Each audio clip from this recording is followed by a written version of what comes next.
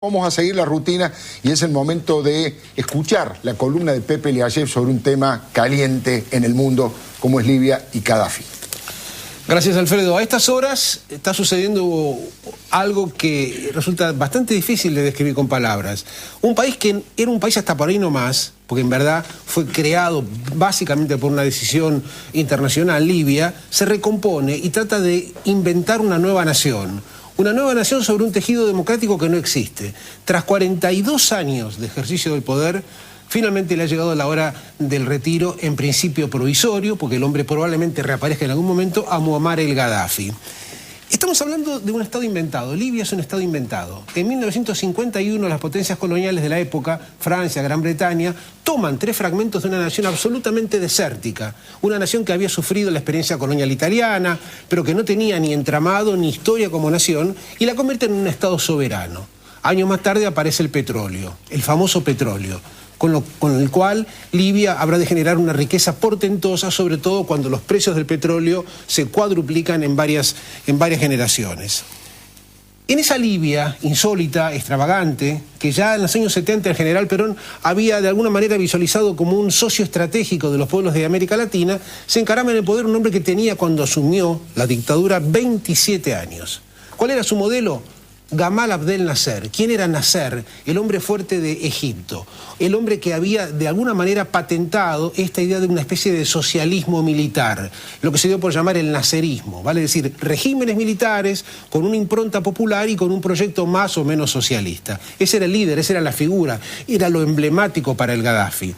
Los años fueron pasando, la historia es muy larga como para contarla en televisión, pero el personaje se convirtió en un dictador muy cruel y particularmente inescrupuloso. Para recordar, Libia, con el Gaddafi, por ejemplo, apoyó diferentes regímenes, sobre todo diferentes intentonas revolucionarias y específicamente terroristas. Financió al IRA de Irlanda y desde luego estuvo vinculado con 2 o 3 terribles atentados terroristas a nivel internacional.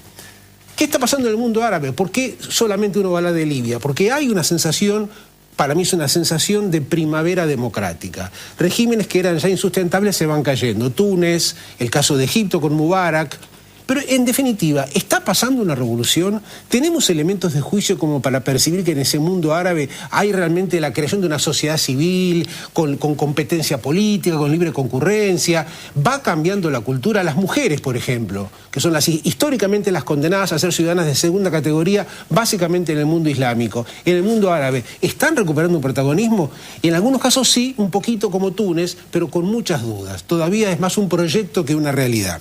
Estas sociedades cerradas, estas sociedades absolutamente represivas, estas sociedades que han, en el caso de Túnez, el dictador que se fue estuvo 27 años en el poder. Este hombre que por ahora dirige Siria, Hafez el-Assad, su padre, estuvo en el poder 30 años y ahora el que lo sigue, Bashar el-Assad, 10 años lleva. No hay sucesión, no hay... Acá se habla en el país de las elecciones, en la Argentina es natural, nadie se imagina un presidente eterno. En esos países sí.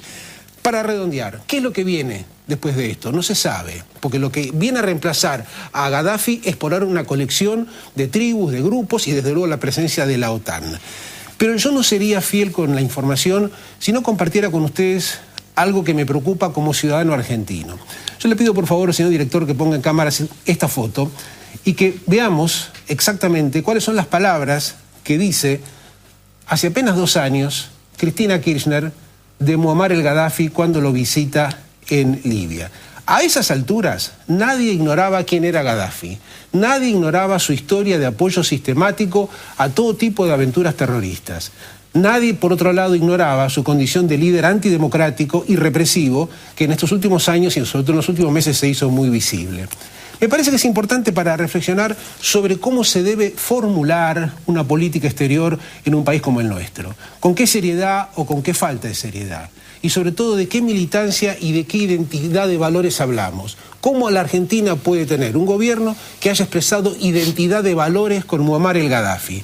El hombre quizás ya sea el pasado, pero lo que es presente, lo que es absolutamente vigente, es la preocupación por una política exterior, la nuestra, mucho más consistente, mucho más seria y sobre todo mucho más comprometida con valores democráticos.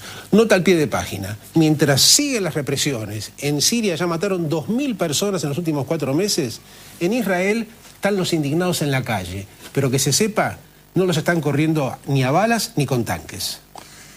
La opinión con la firma de Pepe Eliashev.